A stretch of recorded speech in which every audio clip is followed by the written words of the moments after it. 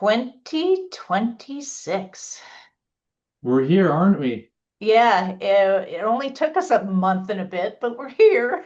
Just a little bit. Just a Yeah, little bit. yeah, yeah. And I'm gonna apologize right off the bat for not having been here sooner. I mean, we've been at it. We've been busy bees, as they say, and we're just getting around to publishing our winter edition of the Buzz now. So this might not be relevant for our SoCal folks, but it's always cool information anyways. We've got some great video footage from Rob Snyder this time Mm. around. He's talking about overwintering bees. He and I had a conversation in the middle of January. So yeah, you can use it or skip it, whatever's good for myself personally. I've taken a my apiary in the last couple of weeks. I've done a few heft tests and everybody seems to be pretty heavy right now, but after the rain that we're getting today, Keon, I'm going to be heading back up and putting some fondant on my hives to make sure they get through this rain. Yeah. Yeah, and I'll Yeah, that's start. great. Yeah, you got to be ready. You said we're busy. We're only going to get busier. The season's Yeah, coming up. yeah, for And as you sure. mentioned, that meeting with that interview you did with Rob, a lot of great practical tips in there. So if you're joining us to watch, please check that out. That's later in this video. Yeah, yeah. What do we have for us? How are you? It's like Happy New Year, a month and a half late, right?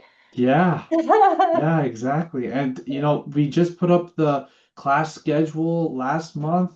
Everything has been up for a little bit. We're going to be adding more guest lectures as well. So don't think this is the final form, but a lot of the classes, the core classes that are part of the program, they have been published. So if you're part of the California Master Beekeeper Program certification program, or if you're just preparing to get your first bees this upcoming year, or if you want to breed bees, check out our classes. They're on the website, they're under class schedule. We have all the information there, and you can pre-register for all of them right now. Yeah. We have a bunch just coming up in March, actually. Every weekend in March, every Saturday, we have a class. Yeah, yeah. And I'm loving the March class, planning ahead for your first hives. Hybrid, so a couple hours online for those of you who cannot make it to the lab in Davis. But for those of you who live within proximity of the lab, we invite you to come in person. We have a pretty fun day planned. Yeah, Yeah. it's always a treat in person. Hmm. So a reminder that if you're part of the certification program, you get free classes for remote classes. So we call them class passes. And if you're, for example, at the apprentice level, all you have to do is click register for a remote class starting with AL or with HPL. So you get at your level class and before that level. And it's still going to show a price, but don't worry because we never charge immediately. You would be sent an invoice via email. But if you do have the class pass, you won't even get an invoice. You'll go straight to registration. You'll get a calendar invite to your email as well as just a confirmation email. So feel free to just go in right now, look at all the classes that are interesting for the rest of the year, and just register for all of them at once so you don't forget. Yeah. Oh, this is great news. I love that we had responders to the survey that we sent out at the end of last year. And what we heard basically is right here in front of us. There is definitely an interest in in-person education, especially locally at the club level. And with regards to science-based topics, for sure, right? We want to be able to apply the knowledge that we're getting at the certification program levels and in different ways, right? So how can we do that? Do we do hive dives in a group? Do I hang out with a mentor? Yeah. And it's all about knowing who your mentors are, who your club members are, and who you can reach out to ask those questions to. So what we've decided to do is our best to expand our support to local clubs, which Kian will address in a sec, because we'll talk more about what it takes to become a partner organization. And we are always open to receiving feedback about what topics are of interest to you so that we can bring together guest lectures and maybe even some new classes, right? We also heard we want for more advanced beekeepers a deeper dive in the learning front, right? And maybe some flexible and more accessible formats. We often forget that we've got the asynchronous course available on our website that is available to anybody at the apprentice level and beyond. So if your jam is online learning, that's a good place to start. The other thing that I want to put out there is we've got such a collection of knowledge now that we have almost 40 master beekeepers in the California Master Beekeeper Program.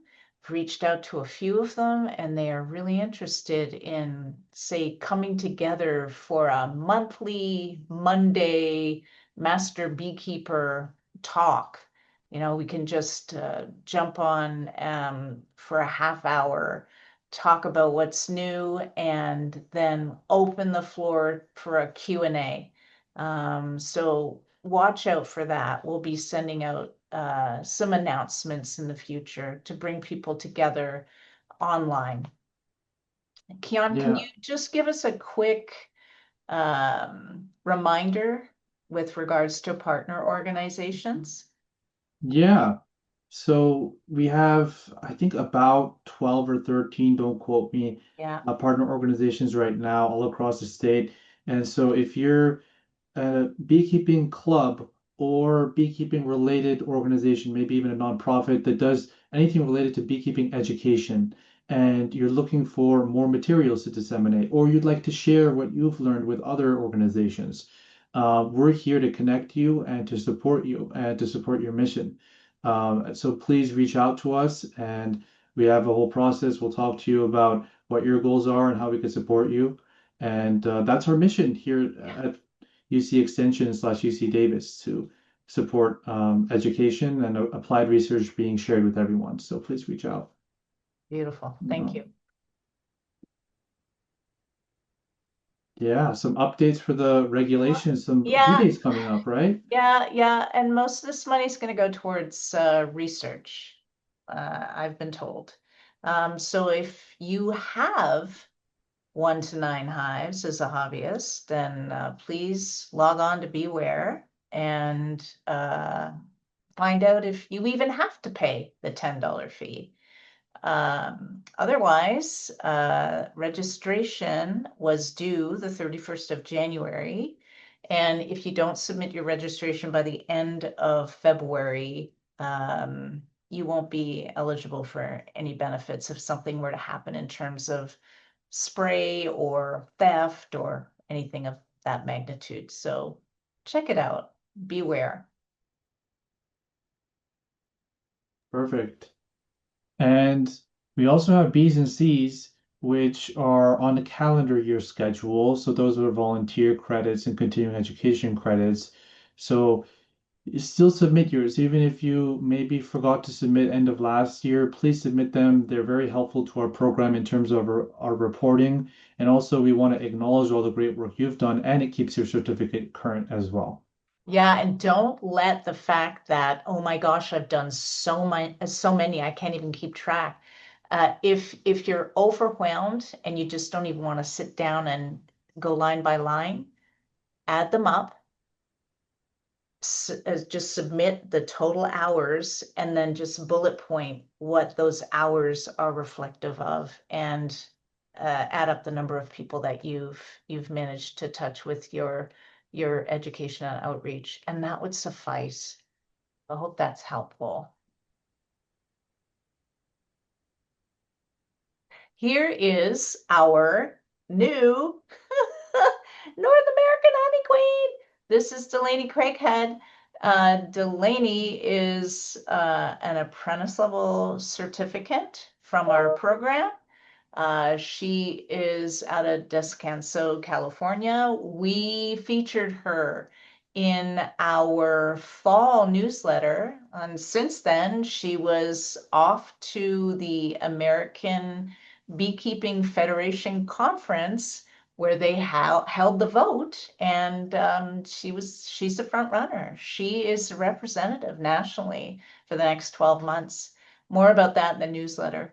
So congrats to Delaney. Congratulations. Yeah, we look forward to watching her progress throughout the rest of this year. Yes. And we have some upcoming classes, as we mentioned earlier. We talked about one of them. We have in-person hybrid classes as well. And we have two left for the rest of this season here. And the first one's planning ahead for your first hives. And so that one is very helpful, especially if you're thinking about getting your own nook or package, your own bees this season, especially if it's your first time. Go over the basics of what you need to have prepared, what to expect, how to install a package. And also we have the honeybee colony as well. So that's the basics of the anatomy and biology of a honeybee, which is very important to know as a beekeeper, to know how pests and diseases show up in that anatomy. First, you need to actually know the biology of the bee, and this helps you with that in the basics. Um, so please check those out. And if you can't make them, that's okay because we have a video library. If you're part of the program, you'll have access to the videos. You already have the access to the recordings of these classes from last year, and you'll have the updated recordings after they're completed this year. But we always encourage you, if you can, attend live because then you get to ask questions. Very helpful. Yeah. Yeah, it's fun to be in community. I don't know, it Yeah. always enhances my learning. Yeah, Nature Day. This is always fun too. We're partnering with the Sacramento and Area Beekeepers Association because they're right next door, and we love volunteers. We love our volunteers. So Nature Day is a mini honey festival, happens in Woodland, and we do a lot of tabling, education outreach, kids programming. Our program director, Dr. Elena Nino, will do a presentation on honeybee health, and our garden coordinator, Samantha Murray, and I will do a bit of a kids program as well. So we're looking forward to hanging with everybody at the Hive on Saturday, April 11th from 11 to 5. And the Honey Festival, the California Honey Festival. It is not taking place on the hot pavement of the main drag of Woodland this year. Similar to last year, it will be at the Woodland Fairgrounds. So, and it's morphed into a 2-day event because it's so popular and it's so well visited. I mean, they've had some years where there have been close to 40,000 people. So good thing it's for 2 days. We'll be there. Again, if you're in the area and if you would like to join us to volunteer, please do let us know. We've got some of our friends at Sacramento and Area Beekeepers Association helping us out. We can always use more help when it comes to this 2-day event. And it's a ton of fun, really is. So I'm excited. Yeah. Yeah, and it's representing it's a California Honey Yes. Festival, as you mentioned. Yes. That's why so many people Exactly. too. So it's a great Yeah. opportunity, Make a especially if you're in weekend the of it. area. Yeah. Yeah. Yeah, for sure. It's great for the kids too. We Yeah. have the costumes Yeah. sometimes, depending on the Yeah. heat. Yes. Yeah. Yeah. Yeah. Lots of learning. Yeah, and I had, as I mentioned at the top of this, I had the good fortune of getting together with our field specialist, Rob Snyder from the Bee Health Hub.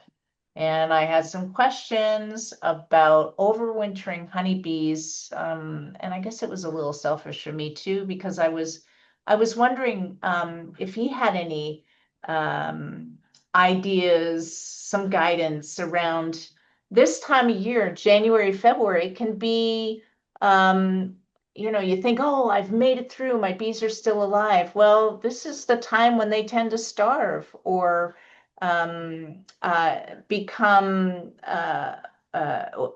too much moisture in the hive.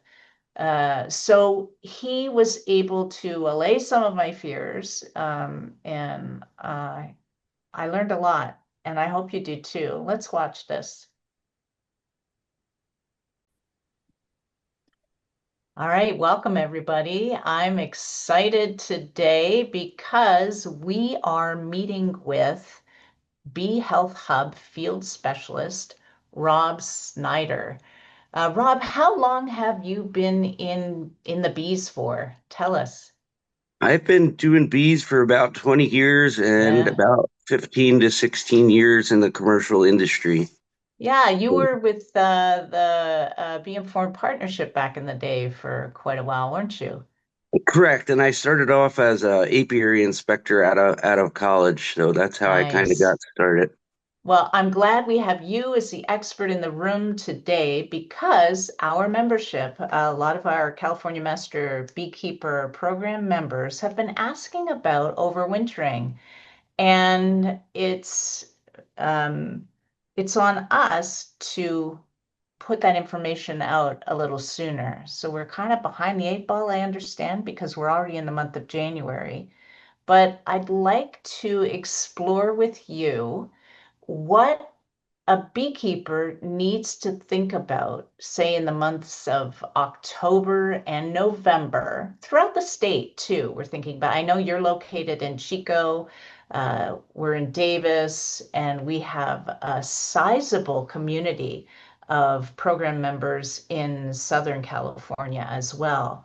So we are wondering, what are the steps that we can take to ensure that our bees make it through the winter? Now, tell us about knowing our mites. Would you say that that's number one priority, know your mite count, and I why? would say that that's a very important thing to look at even throughout the year.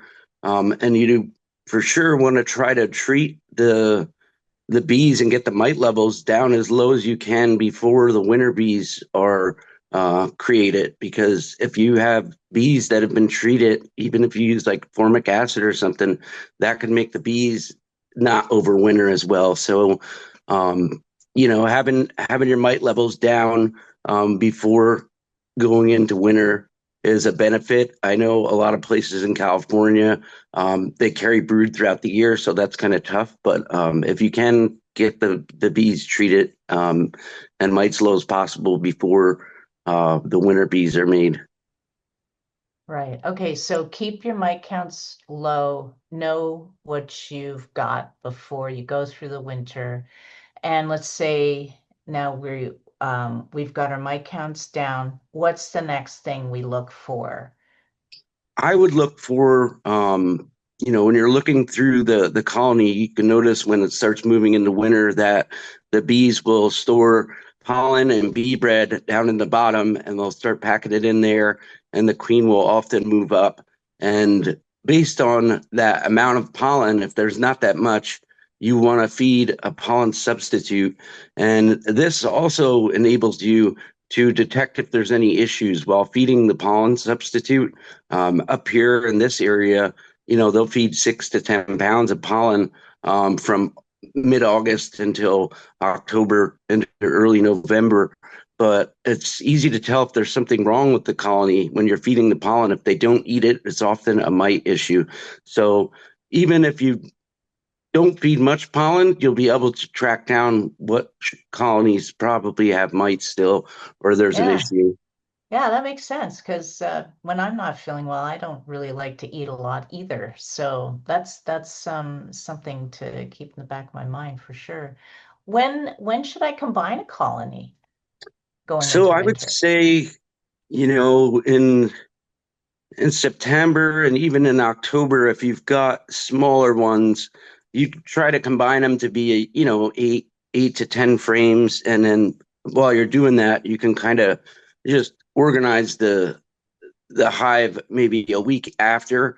Um, Organize once the the hive a queen. week after. What does Yeah, that mean? yeah. So basically, if you combine them, wait till that queen is accepted, and then move the honeys upstairs. Because if you're Got just it. combining two, you'd have two queens, and you Got want it. to make sure that you're able to put the stuff where it needs to be, so they don't have to stress and move this stuff around themselves. Yeah, that makes sense. That makes total sense. So what I heard you tell me was make sure my mic levels are low, make sure there's plenty of feed, and combine if I've got less than 8 frames, right? And Yeah, um when it like what when should I do this? I would. What's the temp outside that I need?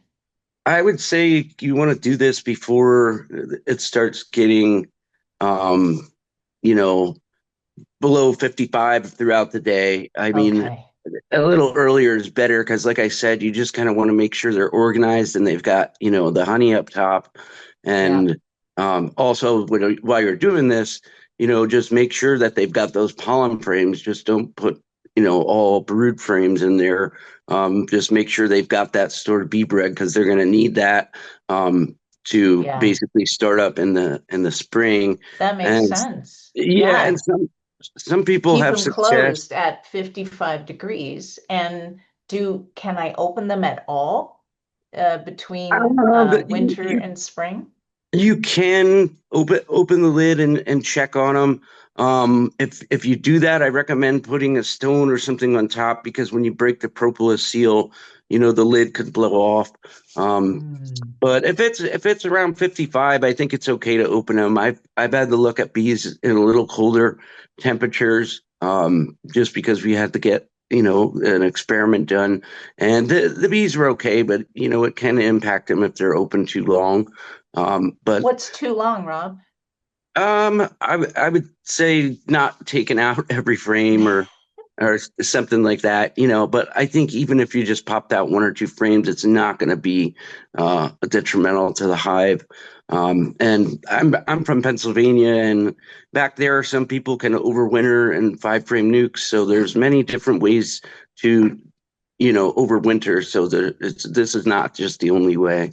Is there a way that I can, in January, in the month of January, if it is a 55-degree sunny day out, is there a way that I can go into my apiary and just by looking at my colonies, get a feel for the health? Or, Yeah, yeah. I mean, you can.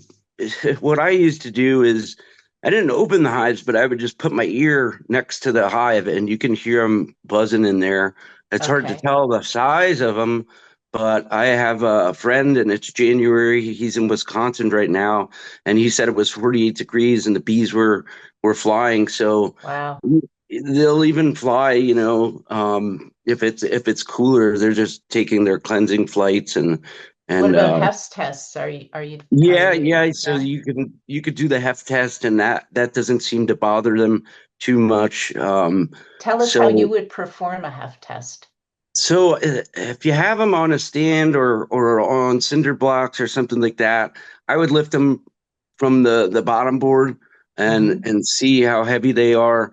If you had to, um, you can actually tilt them to the side depending on what kind of stand you have them on. Yeah, But if you're just if you've got like a double deep and you just kind of push it to the side, there's more traction and less chance yeah, of it to slide off the yeah, stand. But yeah, yeah. commercially, we always lift them from the back. Makes sense. And I Yeah. guess I'd want to have a sense of how much, what a heft test feels like for those similar hives within my apiary prior to, like sometime in October or November. I'd want to have a Yeah. muscle memory of what the weight's worth. And then when I go back in January, if I wanted to do another little heft test, I would get a feel for, wow, that's really light. And if it's super light, what would you recommend? Yeah. So if they're really light, you don't want to add moisture to the hive because that's what kills bees in the winter is moisture in the hive. It condensates on the lid, and then it rains back down on the bees, and that can be pretty detrimental to them. But what I would do is use fondant or a candy board is a really good method.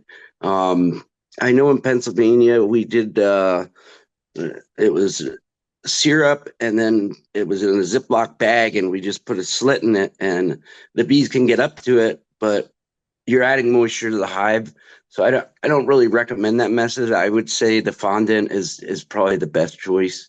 Right, and I think it'd be on the program for us anyways in the next few classes that we're offering with planning ahead for your first hives and working your colonies to discuss moisture issues in the hive, proper insulation and ventilation in the hives, and just one last thing I'd like to touch on with you, screen bottom boards, open or closed. What is your So thought on I that? I would generally say to close them, but in Pennsylvania I had screen bottom boards, and I overwintered. I wanted to try it, and I overwintered them okay. I mean, it gets the air in there, and when they're clustered, a lot of the heat's in the center, and they usually move up. So we ran all mediums, so they would be 1 or 2 boxes up, and we would have them 5 or 6 high because the winter there, you want a little Yeah. more than 60 Yeah, well, pounds. we'll have to figure that out too for our state, for the state of California. And I guess we can delve more deeply into that in those upcoming classes that we have to offer. So uh, I thank you, Rob. What I learned today was I know my mic counts, combine if necessary, make sure there's enough food on, make sure that I know the weight of the colonies going into winter. If I want to check on them in the winter, it's best to keep them closed. Just do a heft test. And if I'm really curious, if it's above 55 and sunny, then yeah, maybe I can have a peek in there and see if they need a candy board or some fondant versus any liquid kind of feed. So, in a nutshell, super helpful. As always, what a treat to have you with us answering questions. You are the expert in the field, our field specialist from the Bee Health Hub at the El Nino Bee Lab, Rob Snyder. We thank you. Be well. Until the next time, my friend. Take care. All right. Welcome back. So as always, as we discussed in this meeting, we highly value feedback. So there's a link in the description of this video. Please share any feedback that you have on what content we cover, what classes we have, anything that comes to mind, how we can serve you better. And also, we hope you be Be well. well. Take care, everyone. Thank you.